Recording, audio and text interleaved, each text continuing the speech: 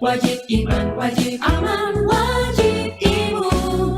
Berolahraga, riang gembira, mencegah kita jatuh sakit. Makan bergizi tiap hari, tidur cukup itu pasti. Dan janganlah panik, berdoa tiada henti, wajib iman, aman, imun. Pakailah maskermu, jaga jarakmu, cuci tanganmu selalu. Kita raih bahagia dengan iman, aman, imun. Badan sehat, bangsa kuat. Kita raih bahagia dengan iman, aman, imun. Badan sehat, bangsa kuat.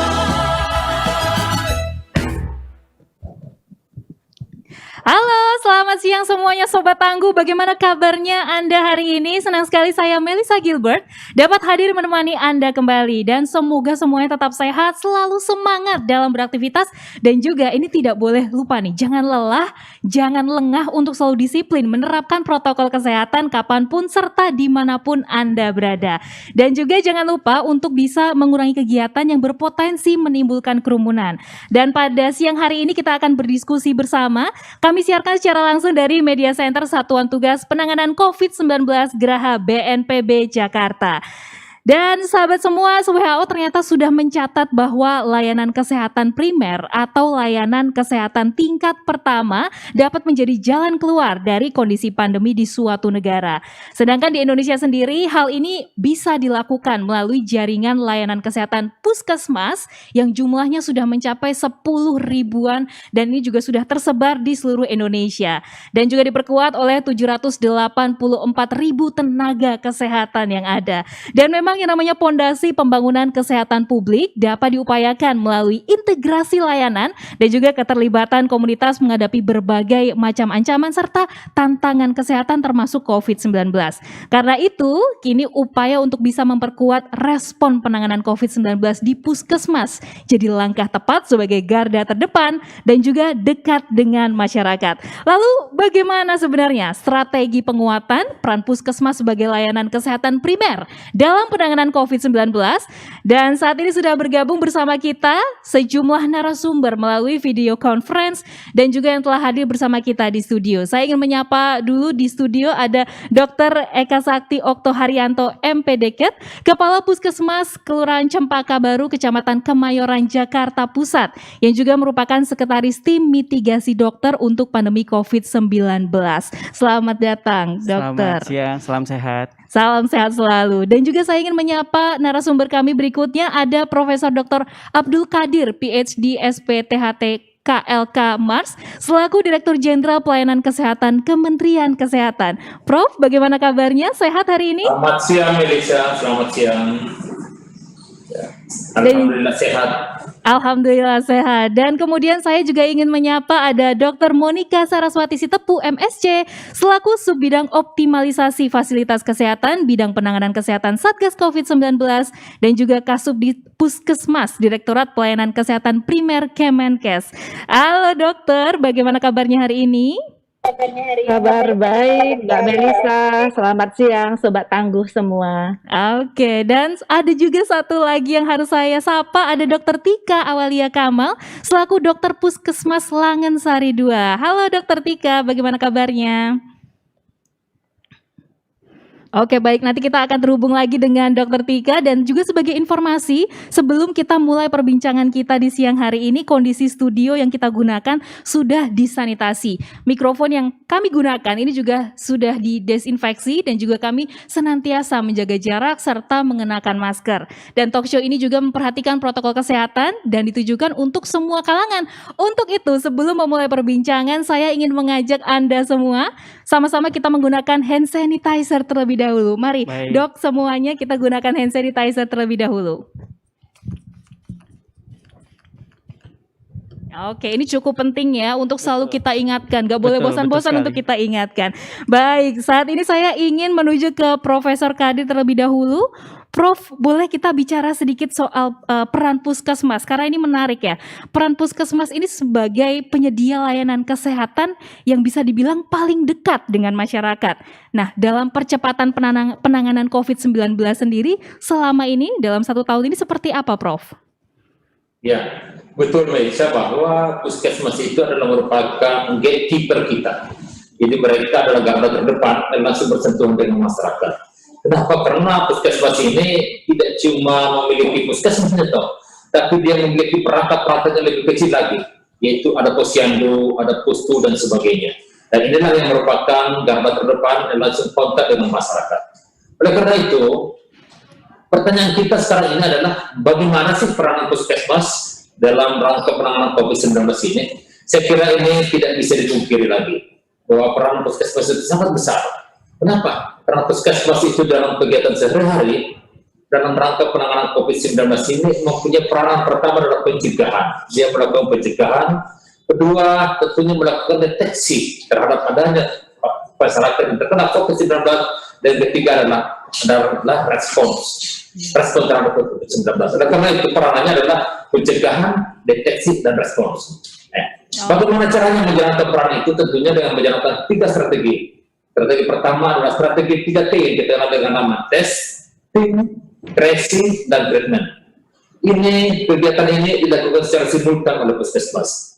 Ya tentunya puskesmas melakukan testing dan melakukan screening terhadap pasien-pasien atau melakukan pemeriksaan terhadap gejala-gejala sampai kepada pengambilan spesimen kepada pasien-pasien yang dicurigai ada kontak dengan pasien COVID-19. Iya, baik. Tentunya spesimen ini dilakukan untuk pemeriksaan rapid test PCR atau real time PCR atau mungkin rapid test antigen seperti itu. Iya, yang baik. Puskesmas juga di samping melakukan testing melakukan tracing. Artinya apa? Puskesmas melakukan pelacakan terhadap masyarakat, siapa saja masyarakat yang pernah kontak erat dengan penderita COVID-19.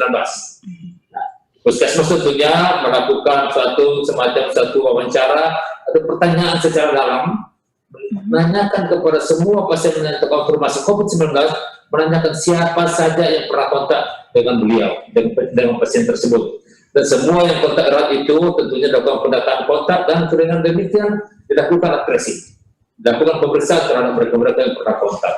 Kemudian puskesmas juga melakukan treatment, yaitu dengan jalan bila mana didapati ada pasien dengan positif COVID-19 misalnya, terkonfirmasi COVID-19, maka puskesmas tentunya melakukan karantina, mengisolasi pasien tersebut supaya jangan berkeliaran kemana-mana sehingga demikian menyebarkan penyakit. Juga mereka melakukan pengawasan dan juga melakukan pengobatan bagi mereka yang terkonfirmasi COVID-19 yang bergejala ringan. Karena kalau gejalanya sedang berat sampai kritis, tentunya segera dikirim ke rumah sakit supaya jangan terlambat. Baik. Bapak-bapak sekalian, itulah peran puskesmas yang sekarang ini lagi diperankan.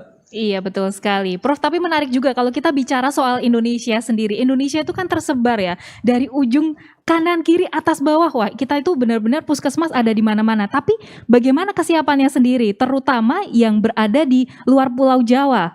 Bagaimana nih, Prof? Ya, tentunya kita belajarlah dari pengalaman selama 1 tahun pandemi ini. Bahwa dari pengalaman selama 1 tahun ini, kita mendapatkan banyak pemahaman baru tentang virus COVID-19 ini. Dan tentunya puskesmas, dia jadikan ujung tombak dalam pelaksanaan pencegahan dan pengendalian COVID di tingkat komunitas. Seperti itu. Oleh karena itulah maka kami melakukan pelatihan-pelatihan yang disebut sebagai capacity building untuk peningkatan kemampuan tenaga kesehatan di puskesmas. Kami melakukan pelatihan-pelatihan tentang gawat daruratan, kami latih mereka untuk mengenal tentang pencegahan dan pengendalian infeksi. Kemudian kami juga melakukan pelatihan kepada tenaga puskesmas tentang tata laksana COVID-19 dan juga tentang vaksinasi COVID-19. Itulah yang kita lakukan sehingga demikian harapkan bahwa mereka siap untuk melakukan penanganan, membantu pemerintah dalam melaksanakan tracing dan sebagainya. Baik, terima kasih Prof untuk jawabannya. Kini saya ingin beralih ke Dokter Monica. Dokter, ini kan menarik ya. Sekarang ada PPKM. Nah, bagaimana lalu peran puskesmas sendiri? Karena kan sekarang intinya di sini puskesmas jadi sentra pengendalian dan juga penanganan di level mikro. Karena puskesmas ini bisa dikatakan sebagai layanan kesehatan yang paling dekat, paling mudah diakses oleh masyarakat. Silakan, Dok. Ya, Mbak Melisa dan Sobat Tangguh sekalian, tepat sekali ya kalau kita sebutkan bahwa puskesmas ini menjadi layanan kesehatan yang paling dekat dengan masyarakat sehingga yang paling mudah juga untuk diakses. Namun sebenarnya di luar dari itu puskesmas juga memiliki tanggung jawab wilayah. Ya, jadi tanggung jawab wilayahnya itu bisa dalam satu skup kecamatan atau bisa juga dalam skup beberapa kelurahan atau desa apabila satu kecamatan itu memiliki 2 puskesmas. Nah, dalam tanggung jawabnya ini sebagai penanggung jawab wilayah dalam bidang kesehatan, maka puskesmas selama ini memang diminta untuk bisa mengidentifikasi masalah-masalah kesehatan yang ada di wilayah kerjanya, kemudian menyusun perencanaan dan memberikan pelayanan sesuai kebutuhan masyarakat di wilayahnya tersebut. Namun memang tentu selalu harus berkoordinasi dengan Forkopimcam yang ada di sana dan pemerintah desa serta masyarakat, elemen-elemen kunci yang ada di sana. Nah, dengan konsep PPK Mikro ini, Mbak Melisa, ini sesungguhnya adalah penegasan kembali peran yang harus dioptimalkan oleh puskesmas sebagai penanggung jawab dalam bidang kesehatan di wilayah kerjanya, yaitu sebagai pelaksana pelayanan maupun sebagai pemegang kendali koordinasi penanganan melalui upaya 3T yang tadi dijelaskan oleh Prof. Kadir. Nah, memang dalam PPKM Mikro ini puskesmas mendapat support ya, mendapatkan suntikan energi, suntikan support dari sebuah sistem yang sudah dikembangkan di PPK Mikro, karena seperti yang kita ketahui setiap posko itu nantinya akan memiliki bidang-bidang, yaitu bidang pencegahan, bidang penanganan, di mana puskesmas di sini berperan dalam bidang penanganan, kemudian bidang pembinaan dan pendukung. Nah, bidang-bidang ini yang terdiri dari berbagai lintas sektor ini akan mensupport puskesmas untuk melaksanakan kegiatannya. Jadi sekali lagi kami sampaikan bahwa ini menegaskan kembali peran dari puskesmas, tetapi puskesmas mendapatkan keuntungan dari ini dengan terbangunnya sebuah sistem. Mbak Melisa. Ya Dok, yang menarik juga adalah bagaimana integrasi yang dilakukan, terutama integrasi data Dok. Bagaimana integrasi yang sudah dilakukan selama ini antara pusat dan juga daerah? Ya, saya rasa kita sudah mempunyai begitu banyak aplikasi yang dikembangkan yang sebenarnya yang diupayakan untuk bisa mendapatkan gambaran se-real time mungkin ya dinamika dari kasus-kasus COVID-19 serta upaya-upaya 3T. Namun memang Mbak Melisa dengan adanya 3 PPKM ini sebenarnya kita diuntungkan juga karena akan mendapatkan memperkaya data-data yang selama ini sudah ada, karena data-data dari bagian terkecil yaitu RT RW, kemudian posko-posko itu akan naik ke pusat dan kemudian nanti data-data itu bisa dimanfaatkan oleh pemerintah baik pusat, provinsi, kabupaten, kota dan puskesmas untuk memperkaya pemahaman terkait dengan COVID-19 sehingga data yang ada melalui PPKM Mikro dikawinkan dan diintegrasikan dengan data-data yang sudah ada selama ini sungguh sangat baik untuk dianalisis supaya lebih tajam dan kita bisa menetapkan dan menentukan strategi-strategi yang lebih baik lagi. Oke, baik. Terima kasih untuk jawabannya Dr. Monik. Ini saya langsung ke studio bersama Dr. Eka. Ini kita langsung tanyakan ya bagaimana kondisinya di lapangan. Nah, mungkin bisa diceritakan bagaimana peran dari Puskesmas Cempaka Baru sendiri nih dalam penanganan COVID-19, Dok. Baik, terima kasih Mbak. Jadi memang kalau sebelum pandemi Puskesmas itu seperti tadi Prof. Kadir bilang, memang kita adalah ujung tombak gitu. Dari mulai janin, periksa kehamilan, bahkan sampai kematian itu semua ada di Puskesmas. Karena konsep seperti tadi Bu Monik sampaikan, memang kita pemegang penanggung jawab wilayah, kesehatan wilayah seperti itu. Nah, terkait dengan peran dari Puskesmas di kelurahan itu kita sebenarnya menjaga agar masyarakat itu tetap sehat seperti itu. Nah, ada konsep filosofi jika masih sehat kita jaga betul supaya sehat. Jadi kita mengencangkan kegiatan promotif dan preventif. Biar gimana caranya semua mematuhi protokol kesehatan. Sampai misalkan ternyata dia tidak bisa sehat dalam artian akhirnya dia terpapar juga, makanya jika bisa dia tidak terpapar, tapi ternyata jika dia terpapar juga berarti kita menjaga biar mereka ada isolasi mandiri atau isolasi terkendali. Nah, di situ mereka berubah statusnya dari masyarakat berubah jadi pasien. Itu puskesmas yang mengkontrol. Seperti itu. Pun jika ternyata jika dia sampai terpapar, kita usahakan supaya sampai tidak sakit. Kalau dia sakit, ya rujukannya itu puskesmas juga yang akan merujuk ke rumah sakit seperti itu. Bahkan kalau sampai pun sakit, saya berharap dari warga saya itu tidak ada yang sampai sakit berat atau bahkan butuh rumah sakit rujukan nasional atau bahkan butuh ICU seperti itu. Nah, kalau udah butuh rujukan ICU, kita kewalahan gitu biasanya, karena biasanya begitu ada lonjakan itu penuh sekali, kita merujuk sulit sekali, dan disitulah peran puskesmas. Nah, lagi-lagi nih ternyata begitu sakit berat pun kami berharap penanganan di rujukan tingkat lanjut itu juga berhasil. Iya. Karena kalau tidak berhasil, jika ada kematian, nah itu balik lagi perannya ke puskesmas. Oke. Gitu. Jadi puskesmas semua peran ujung tombaknya adalah di puskesmas seperti itu. Tadi disebutkan memang dari mulai kelahiran ya, dari mulai kelahiran, ibu dan semuanya itu diurus oleh puskesmas. Nah, pertanyaan saya, sekarang sudah ada PPKM. Ya. Bagaimana dengan kesiapannya sendiri? Selama 1 tahun berjalan ini, apa yang terjadi di puskesmas sendiri, Dok? Baik.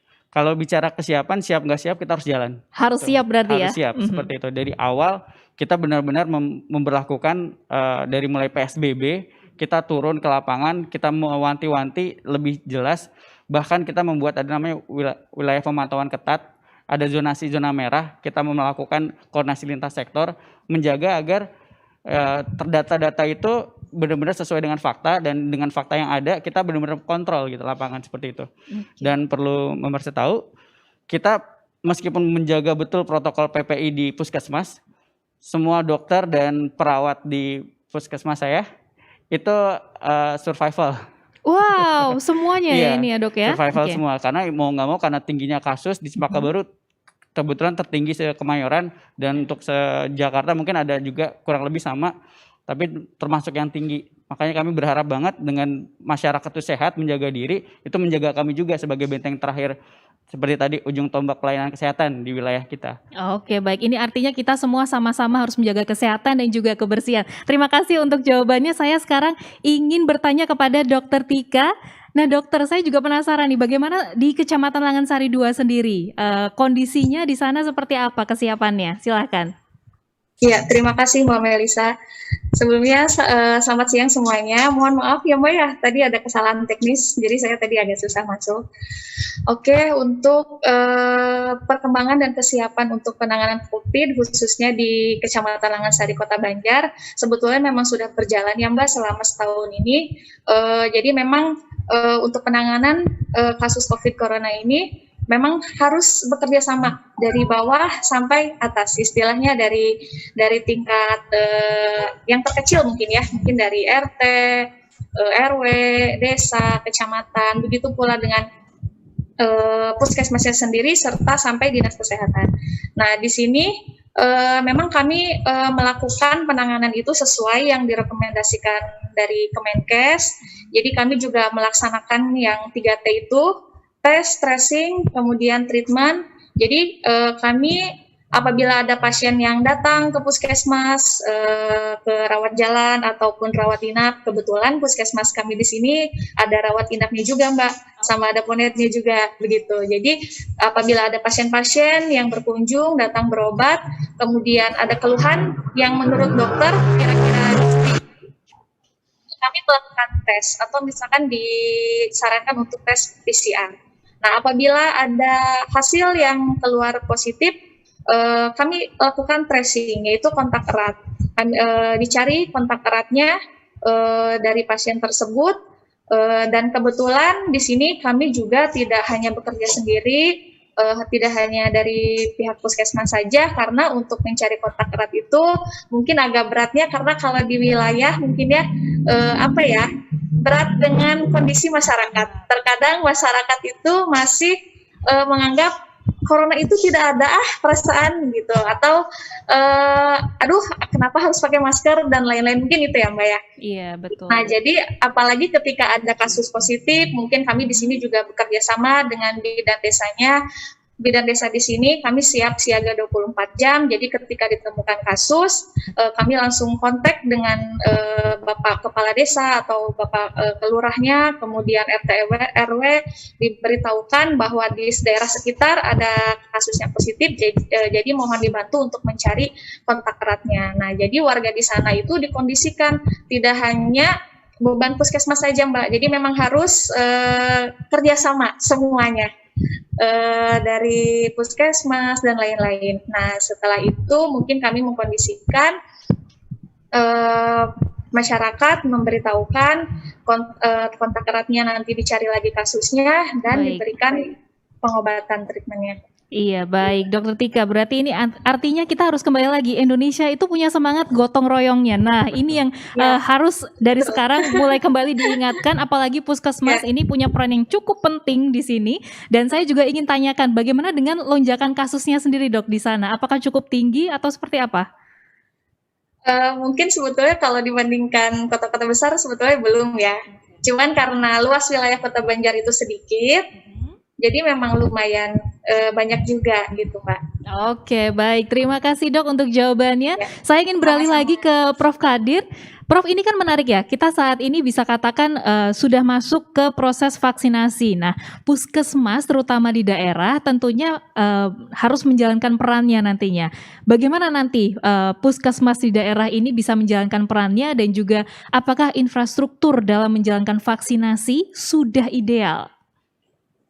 Ya, kita tentunya mengetahui secara bersama bahwa vaksinasi ini adalah salah satu cara, adalah satu modalitas yang kita gunakan untuk memutus rantai penularan COVID-19. Dan vaksinasi ini memang kita rencanakan, kita akan laksanakan kepada sejumlah kurang lebih 181,5 juta jiwa. Dan kita laksanakan sekarang ini. Dan tahap pertama kita alhamdulillah dalam berhasil melaksanakan vaksinasi pada SDM kesehatan atau tenaga kesehatan sebanyak 1.400.000 lebih, 1,4 juta. Kemudian juga tahap kedua ini kita sementara melaksanakan untuk para lansia sebanyak 21,5 juta dan juga para petugas publik. Alhamdulillah, kita harapkan vaksinasi ini bisa kita selesaikan dalam waktu 1 tahun. Tentu secara bertahap jumlahnya akan kita naikkan, sehingga dengan demikian pada bulan Juni akan datang kita akan masuk dengan 1,5 juta per hari akan kita laksanakan. Sekarang bagaimana peran puskesmas dalam pelaksanaan vaksinasi ini? Justru puskesmas diharapkan dapat menjadi tenaga edukator, mengedukasi masyarakat, memberikan pemahaman kepada masyarakat tentang pentingnya vaksinasi ini. Nah, kemudian di dalam pelaksanaannya, puskesmas akan bekerja di bawah koordinasi dinas kesehatan kabupaten dan kota. Yang pertama adalah puskesmas mempunyai kewajiban melakukan pendataan siapa-siapa saja yang menjadi sasaran untuk vaksinasi di wilayah kerjanya. Jadi dia akan melakukan pendataan. Setelah mendata, maka berdasarkan data yang diterima, maka dia tentunya akan melakukan perencanaan untuk kebutuhan, berapa sih kebutuhan vaksin yang dibutuhkan, dan berapa sih logistik yang dibutuhkan untuk pelaksanaan vaksinasi itu. Dan tentunya yang terakhir adalah puskesmas melaksanakan vaksinasi, termasuk tentunya menyiapkan suatu layanan bila mana terjadi kejadian ikutan pasca imunisasi. Seperti itu kira-kira dilakukan oleh puskesmas dalam rangka pelaksanaan vaksinasi. Iya, Prof. Mungkin tadi salah satu yang sempat disebutkan adalah puskesmas ini akan menjadi edukator, akan menjadi promotor juga terhadap masyarakat supaya nantinya bisa beradaptasi terhadap kebiasaan baru. Nah, seperti apa nanti peran dari puskesmas yang bisa dijalankan ini, Prof, supaya masyarakat juga bisa percaya nih dengan puskesmas bahwa yuk sama-sama kita menghadapi kebiasaan baru yang memang harus kita lakukan ya saat ini dan juga ke depannya. Ya, tentunya puskesmas ini, tenaga-tenaga puskesmas harus menjadi role model, harus menjadi contoh yang memberikan contoh kepada masyarakat di sekitarnya, di wilayahnya, bagaimana melaksanakan kebiasaan baru ini. Dan untuk itulah maka puskesmas itu diberikan pelatihan untuk kemampuan komunikasi. Mereka lakukan pelatihan kemampuan komunikasi, kemudian juga mereka juga dilatih untuk melaksanakan penggunaan teknologi informasi untuk penyeluruhan informasi ini. Kemudian juga mereka diminta untuk melakukan koordinasi dengan para pemangku kepentingan, termasuk juga camat, lurah, tokoh masyarakat, tokoh agama, dan sebagainya. Oleh karena itu maka mereka itu harus menjadi edukator, memberikan contoh kepada masyarakat tentang bagaimana penegakan disiplin protokol kesehatan tersebut. Oke, baik. Terima kasih Prof untuk jawabannya. Dan kini saya ingin beralih ke Dokter Monica. Dokter, ini kan memang surveillance berbasis komunitas adalah aset yang sangat besar sekarang ya dalam memutus penularan COVID-19 di tengah masyarakat. Nah, bagaimana nantinya peran Puskesmas dalam hal ini? Apakah bisa dikatakan sudah memenuhi harapan? Ya, Mbak Melisa, sebelumnya memang kita sama-sama menyadari ya bahwa keterlibatan masyarakat ini selalu memang kita pandang strategis ya dalam penanganan COVID-19. Jadi kalau kita lihat sebuah siklus yang menentukan derajat kesehatan, sebenarnya pelayanan kesehatan itu mungkin sekitar 20%. Yang paling banyak itu adalah faktor perilaku dan lingkungan. Ya, nah surveillance berbasis masyarakat ini akan sangat membantu Puskesmas. Kita tahu mungkin tenaga surveillance di Puskesmas dari Puskesmas ya Dr. Eka dan Dr. Tika mungkin nggak sampai 5 orang ya mungkin ya. Nah dengan wilayah kerja yang cukup banyak, kalau di Jakarta mungkin lebih dari 30.000 per satu Puskesmas, tentu tidak bisa dikerjakan sendiri mengandalkan surveillance. Nah disinilah letaknya memang eksistensi dari surveillance berbasis masyarakat ini menjadi sangat penting. Nah, ini sudah dituangkan Mbak Melisa ke dalam pedoman pencegahan dan pengendalian COVID-19 sejak tahun lalu ya. Nah, di sini disebutkan bahwa surveillance berbasis masyarakat ini ditujukan untuk meningkatkan peran anggota masyarakat dalam upaya deteksi dini kasus COVID-19 sehingga setiap kasus ini dapat ditangani segera. Jadi nanti memang masyarakat sendiri yang akan melihat kiri kanannya, depan belakang, apakah ada pendatang baru, kemudian apakah ada yang memiliki gejala-gejala yang mengarah ke COVID seperti itu, dan kemudian mengarahkannya dan melaporkannya ke Satgas atau ke Puskesmas. Nah di sini memang peran dari Puskesmas adalah bagaimana membina surveillance berbasis masyarakat itu supaya di wilayah kerjanya ini bisa bersama-sama bergerak bersama dan dapat diandalkan untuk mendukung Puskesmas. Iya, baik. Dok, tadi menarik sempat disinggung sedikit juga terkait dengan tenaga kesehatan. Mungkin tadi disebutkan mungkin jumlahnya tidak terlalu banyak. Nah, bagaimana supaya peran Puskesmas ini juga makin kuat supaya tenaga-tenaga kesehatan ini juga mereka yang memang mumpuni begitu, Dok. Bagaimana mungkin pemerintah dan juga Satgas dalam hal ini mempersiapkan serta memenuhi kebutuhan tenaga kesehatan yang diperlukan di Puskesmas? Ya, Mbak Melisa, tentu saja kalau kita melihat jumlah jumlah tenaga kesehatan, mengandalkan jumlah tenaga kesehatan di Puskesmas, itu mungkin kita tidak bisa akan mendapatkan peningkatan dari upaya 3T, ya, tidak akan cukup. Nah, ada beberapa sebenarnya Mbak Melisa. Pertama saya ingin menyampaikan bahwa sebenarnya Puskesmas ini ketika dihadapkan pada sebuah pandemi, tadi sudah disampaikan oleh Dr. Eka, mereka siap tidak siap harus siap ya. Jadi mereka akan membuat sebuah manajemen, nanti akan ada pengalihan tugas. Jadi memang Puskesmas di masa pandemi harus membuat prioritisasi kegiatan ya. Jadi yang sifatnya esensial itu memang tetap berjalan, tetapi yang kurang esensial nanti tenaganya akan diarahkan untuk bisa memperkuat tracing. Nah, selain itu memang secara simultan dan paralel pemerintah dan Satgas juga melakukan upaya-upaya untuk mendukung. Contohnya Satgas kita tahu sejak November yang lalu sudah melakukan perekrutan ya tenaga tracer untuk 10 provinsi. Mungkin sekitar lebih dari 5.000 tenaga tracer sampai saat ini masih berada di 10 provinsi yang punya kasus yang tinggi. Nah, pemerintah daerah juga tidak ketinggalan. Contohnya adalah Jawa Barat ya Dr. Tika ya, itu dengan Puspa ya, Puskesmas Terpadu dan Juara, itu 300 tenaga tracer akan ditempatkan di 100 Puskesmas. Nah, jadi ini sebenarnya menjadi sebuah tambahan bagi Puskesmas. Nah, di samping itu ternyata Mbak Tika, kita punya target dari WHO itu sebenarnya yang idealnya itu kita harus punya 80.000 sebenarnya tenaga tracer ya, karena kalau hitung-hitungannya itu sekitar katakanlah 30 orang per 100.000 penduduk ya, jadi kita perlu 80.000 lebih. Nah, untuk itu memang pemerintah saat ini menggandeng Babinsa dan Babikaptipmas ya untuk mensupport dengan cepat, karena ini kita tahu ya karakteristik Babinsa dan Babinkantimas ini kan berada di tengah-tengah masyarakat juga, dan mereka kenal juga wilayahnya gitu. Nah jadi mereka bisa dimobilisasi dengan cepat, dilatih, dan kemudian nanti bisa backup. Mungkin nanti Dr. Tika dan Dr. Eka bisa cerita apakah Babinsa dan Babinkantimas di tempat masing-masing ini sudah membantu. Tapi sekali lagi penambahan tenaga itu menjadi penting, ada peran kabupaten kota untuk menilai gap yang diperlukan, namun juga puskesmas nantinya yang akan mengkoordinir tenaga-tenaga tracer tambahan itu. Mbak Melisa. Oke, baik. Terima kasih, Dok. Langsung saya tanyakan kalau gitu ya, bagaimana nih pembagian tugasnya Dr. Eka di sini? Selama pandemi ini apakah sudah cukup baik begitu atau seperti apa? Silakan. Ya, baik. Jadi kalau di puskesmas saya megang satu kelurahan, itu tenaganya ada 12. Itu ada dokter, dokter gigi, perawat, apotek, bahkan sampai loket, seperti itu. Nah, pemegang program pasti ada penanggung jawabnya. Namun kalau kita membebankan hanya penanggung jawab pada pemegang program, pasti akan berat sekali. Oleh karena itu akhirnya kita bagi tugas, karena kita kerjanya sebagai tim.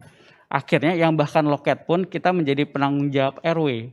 Seperti itu. Jadi untuk surveillance-nya supaya tidak keteteran di satu atau beberapa orang, kita serahkan ke semua, namun tetap ada penanggung jawab seperti itu.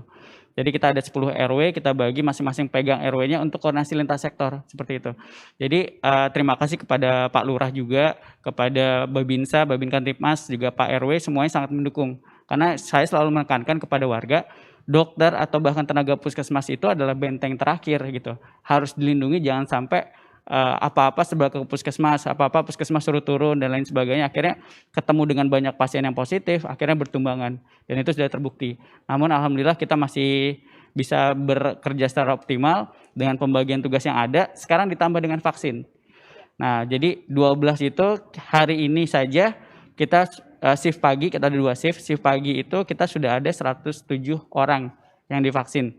Jadi kita bagi 4 orang ke lapangan. Itu karena vaksinnya nggak yang statis di puskesmas, di lapangan, di balai RW seperti itu. Dan ini masih berlanjut untuk seksi keduanya seperti itu. Jadi dengan keterbatasan SDM, ya alhamdulillah kita ada banyak dukungan dari lintas sektor. Jadi kita hanya fokus di meja vaksinasi saja. Untuk urusan antrian, untuk urusan pemanggilan dan lain sebagainya itu sudah ada. Nah itulah pentingnya peran lintas sektor juga untuk diberdayakan. Baik, berarti sudah berjalan dengan baik nih ya Dokter Eka. Tapi menarik juga kalau kita bicara upaya kesehatan wajib atau basic six, ini kan juga harus ada ya, seperti upaya promosi kesehatan, upaya pencegahan dan juga pemberantasan penyakit menular. Nah ini apa yang tengah dilakukan oleh puskesmas saat ini terkait dengan ini? UKM esensial kita nyebutnya. Jadi misalnya seperti tadi promosi kesehatan. Kita sudah tidak lagi kunjungan atau posyandu atau yang sifatnya penyuluhan secara langsung, tapi kita sudah mengkonversi ke Zoom gitu, dan itu kita bagikan dan di link ke YouTube, dan alhamdulillah kita sudah jalan beberapa kali, ada 9 kali jalan selama pandemi ini. Itu baru dari kelurahan, belum lagi dari kecamatan juga ada seperti itu. Dan kalau ada lintas sektor yang ingin koordinasi, kita juga lebih banyak berdayakan virtual. Seperti itu untuk promosi kesehatan. Jadi kita jalan terus meskipun pandemi, kita nggak bisa ketemu langsung, kita cari cara gitu. Termasuk juga pemeriksaan posyandu yang tadinya itu kita tatap muka, sekarang kita memberdayakan kader gitu, atau jumantik gitu, kita memberdayakan kader. Jadi kader yang nanti ke lapangan sehingga kita bisa tahu kontak eratnya tuh kalau misalnya ada yang positif ke sini seperti itu. Nah kemudian kalau bicara P2P, ya kami sangat menekankan ini, apalagi terkait dengan COVID-19, kita benar-benar sampai turun ke lapangan. Bahkan untuk tadi seperti Dr. Monik menyampaikan, memang ada masyarakat yang ngeyel gitu, namanya itu banyak sekali. Dan kalau ternyata sudah dinasihati Babinsa atau Babinkantimas dan Pak Lurah sudah datang nggak bisa, akhirnya kita bareng-bareng gitu. Kita turun bareng-bareng buat itu. Jadi semuanya sama-sama bekerja sama lah, intinya seperti itu ya Dok ya. Baik, terima kasih sekali untuk jawabannya. Saya juga penasaran nih dengan Dokter Tika, mungkin bisa diceritakan bagaimana Puskesmas Langansari melakukan optimalisasi penanganan COVID-19 tanpa mengesampingkan layanan regulernya. Nah silakan bisa diceritakan mungkin peran Babinsa di sana seperti apa, silakan. Iya baik Mbak Melisa. Jadi sebetulnya memang tidak berbeda jauh dengan Dokter Eka ya Dok ya. Jadi memang di puskesmas itu, kami di sini puskesmasnya kebetulan rawat inap dan ponet. Jadi seluruh karyawannya itu ada kurang lebih 68. Untuk rawat inap mungkin ada shift 3 shift, kemudian ada di rawat jalan dan ada di Ponet juga. Kebetulan untuk kegiatan keluar mungkin karena sekarang kan lagi tidak dilaksanakan dulu, ketika zona merah mungkin belum bisa dilaksanakan dulu.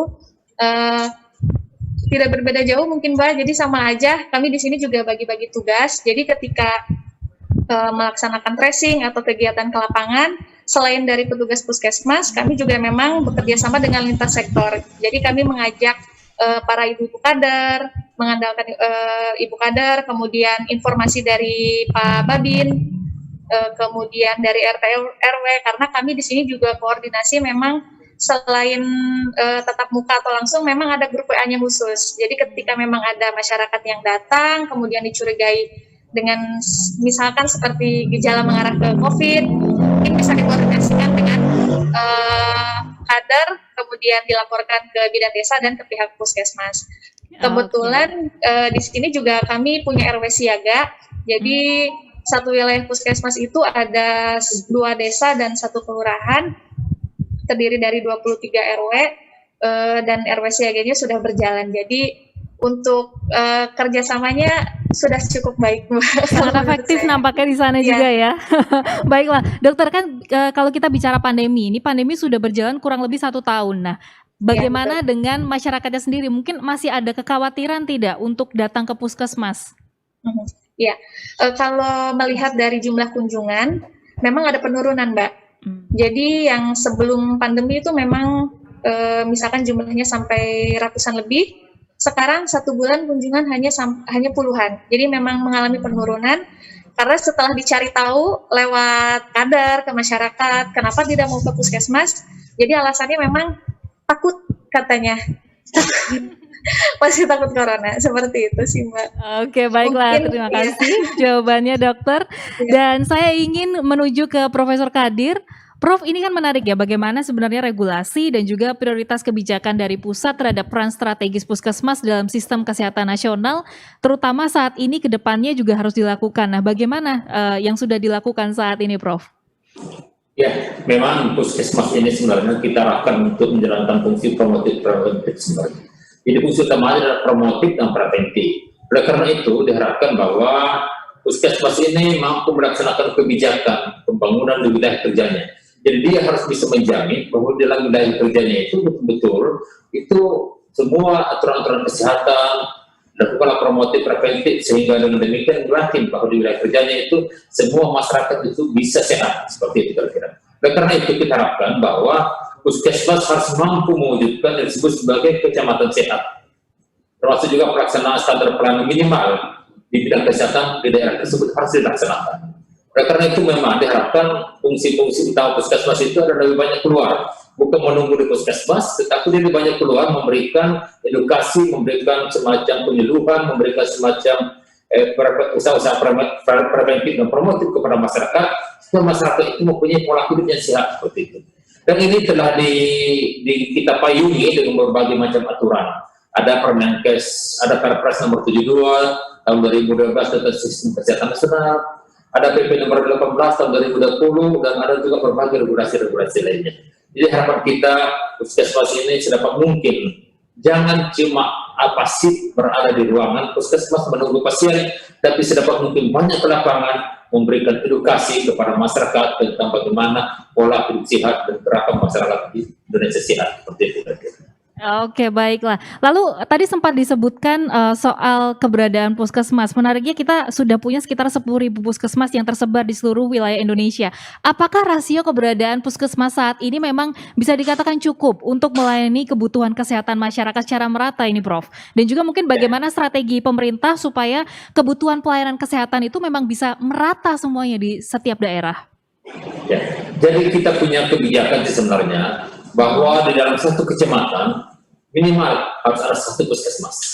Padahal sekarang ini yang kecamatan yang daerahnya cukup luas dan penduduknya cukup banyak, itu kadang-kadang kita membangun 1-2 puskesmas seperti itu. Tapi memang persoalannya adalah bahwa fungsi puskesmas ini harus betul-betul diberdayakan secara maksimal. Oleh karena itu yang utama adalah tenaga kesehatan itu betul-betul harus dipenuhi di situ, seperti itu kira-kira. Dan saya kira karena kan negara kita ini adalah negara kepulauan, Sehingga dengan demikian kadang-kadang satu kecamatan itu terdiri atas berbagai macam pulau yang tidak bisa dijangkau dengan lewat darat. Oleh karena itulah, maka pemerintah juga menyiapkan fasilitas puskesmas keliling, puskesmas pembantu, dan juga dengan puskesmas laut seperti itu, sehingga bisa menjangkau semua masyarakat kita yang ada di pedesaan. Kami juga mempunyai program yang disebut sebagai helpline gitu. Jadi pelayanan kesehatan bergerak. Pelayanan kesehatan bergerak itu dilaksanakan dalam rangka memberikan layanan-layanan kesehatan kepada daerah-daerah yang tidak pernah tersentuh oleh puskesmas oleh karena faktor jarak, faktor cuaca, dan faktor demografis yang sangat sulit dijangkau. Maka disitulah kita gunakan kadang-kadang pesawat terbang untuk ke sana dengan dokternya, dengan perawat untuk memberikan layanan kepada masyarakat kita. Itu adalah kami dari pemerintah. Baik Prof. Terima kasih jawabannya. Saya ingin ke Dr. Monica lagi. Dok, ini bagaimana sebenarnya peran puskesmas sendiri dalam mendukung upaya deteksi lacak kasus, pemantauan kasus aktif, dan juga perawatan pasien COVID-19 yang berada di daerah? Silakan nih, Dok. Ya, tentu saja dalam melaksanakan peran seperti itu, puskesmas sebenarnya bukan sebagai pendukung ya, tetapi dia sebagai pelaksana utama sebenarnya ya. Nah, ini akan disesuaikan Mbak Melisa dengan zonasi yang ada di puskesmas. Jadi kalau misalnya tadi Mbak Tika masuk di zona merah, artinya kan tingkat transmisi dari COVID di sana itu sangat tinggi ya.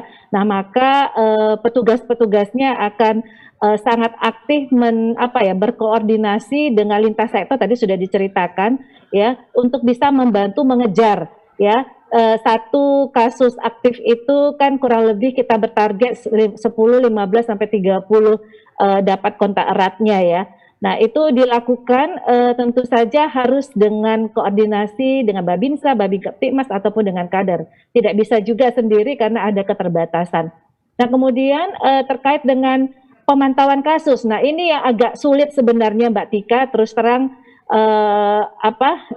dialami oleh teman-teman di puskesmas adalah ketika dia sudah kontak erat, maka dia harus segera dikarantina. Nah, untuk karantina ini siapa yang bisa memastikan kepatuhannya? Nah, ini kita berharap sebenarnya dari Babinsa dan Babikaptibmas ya, serta aparat yang ada di wilayah tersebut untuk membantu. Bahwa kemudian puskesmas memantau kondisi pada saat isolasi mandiri, ini bisa dilakukan baik dengan langsung melakukan pemantauan untuk kasus-kasus ya mungkin dengan komorbid begitu ya, dengan penyulit. Nah, atau mungkin bisa dengan virtual menanyakan bagaimana kondisinya, bagaimana pemeriksaan suhu tubuhnya dan sebagainya, yang kemudian bisa menggambarkan bahwa kondisi kesehatan yang sedang diisolasi ini masih dalam kondisi stabil dan tidak ada perburukan.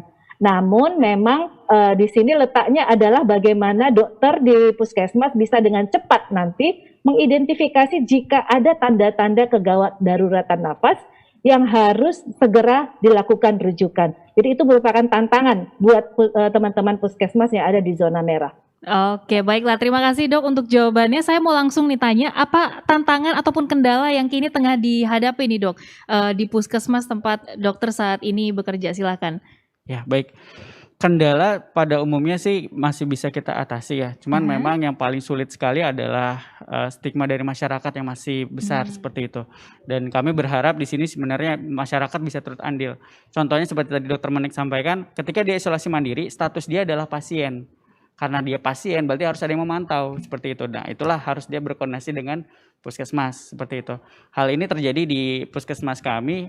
Hari Senin lalu ada yang isolasi mandiri tidak lapor ke kami gitu. Tahu-tahu keadaannya memberat dan ya sampai meninggal seperti itu. Dan itu sudah masuk berita juga. Nah, karena kami tidak diberitahu gitu. Kalau kita beritahu kita bisa lebih masif itu untuk perawatannya. Karena tadi Prof Kadi menyampaikan memang pendekatan dari pemerintah itu ada 3T. Testing dan juga treatment gitu. Itu semua dilakukan juga di puskesmas seperti itu. Harapannya nanti masyarakat bisa membantu, lebih stigmanya dihilangkan, kita sama-sama karena pandemi itu nyata dan kita masih berperang melawan COVID-19. Betul sekali. Mungkin masyarakat bisa kita ajak sama-sama untuk aktif nih ya. Kalau misalnya ada apa-apa, ada sesuatu, please ayo sekarang juga laporkan ke puskesmas. Seperti itu ya Dok ya. Betul, nah, untuk Dokter Tika sendiri mungkin singkat saja bagaimana kondisinya di sana? Apakah masih ada tantangan ataupun kendala yang tengah dihadapi dan juga bagaimana harapannya? Ya, tantangan yang dihadapi sekarang mungkin pemahaman masyarakat Mbak yang susah gitu, karena memang walaupun corona sudah setahun ya ada, jadi memang masyarakat masih menganggap corona itu tidak ada atau merasa lelah memakai masker katanya. Padahal di tempat-tempat umum itu masih banyak sekali yang maskernya hanya digantung saja gitu Mbak, gitu, atau jaga jaraknya juga tidak diterapkan, itu masih banyak sekali. Jadi memang tantangan yang berat itu sebetulnya kerjasama dari masyarakat sendiri. Kemudian harapan kedepannya mudah-mudahan masyarakat lebih memahami akan kesehatan kita semua, karena ini adalah kebaikan demi kita sendiri, gitu, demi menjaga keluarga juga.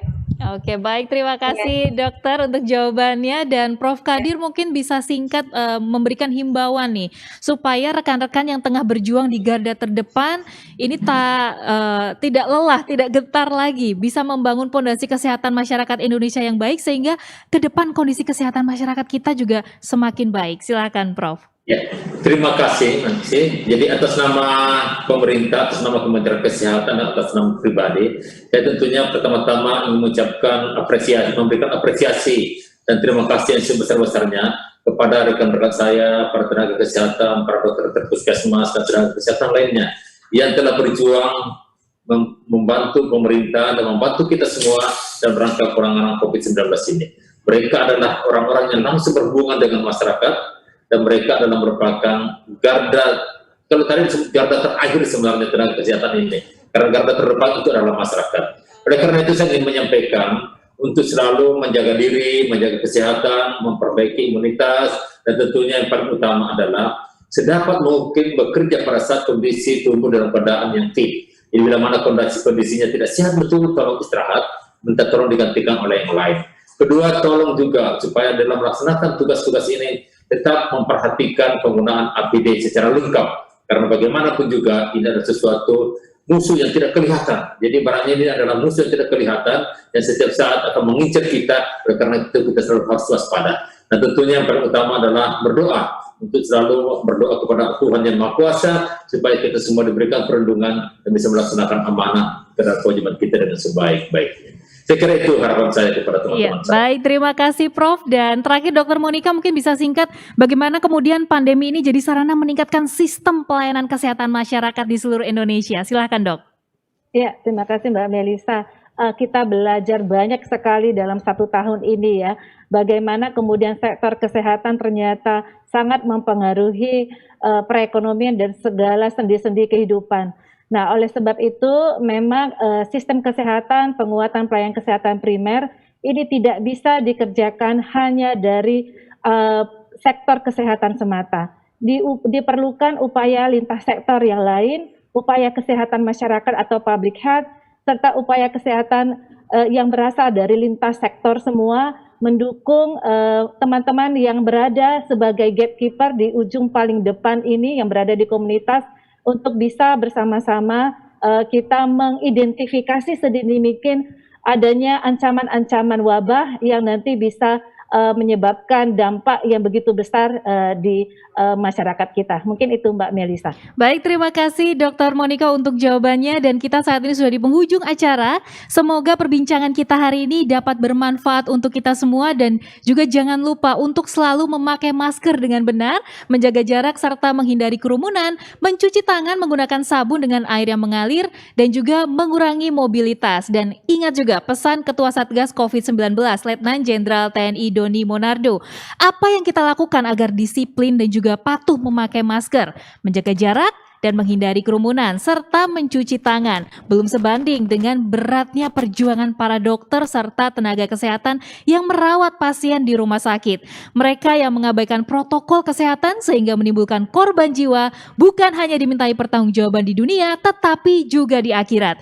Dan saya akhiri talkshow kita siang hari ini. Saya Melisa Gilbert bersama tim yang bertugas, serta para narasumber pamit undur diri. Selamat siang dan salam tangguh.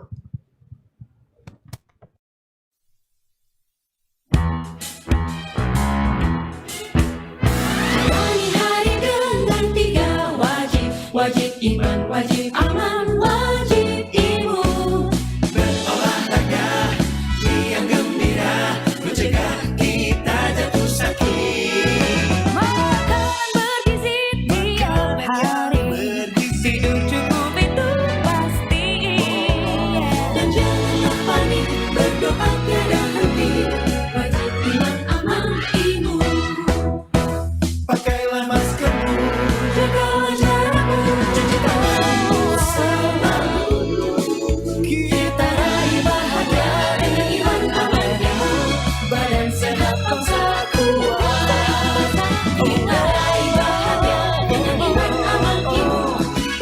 sehat.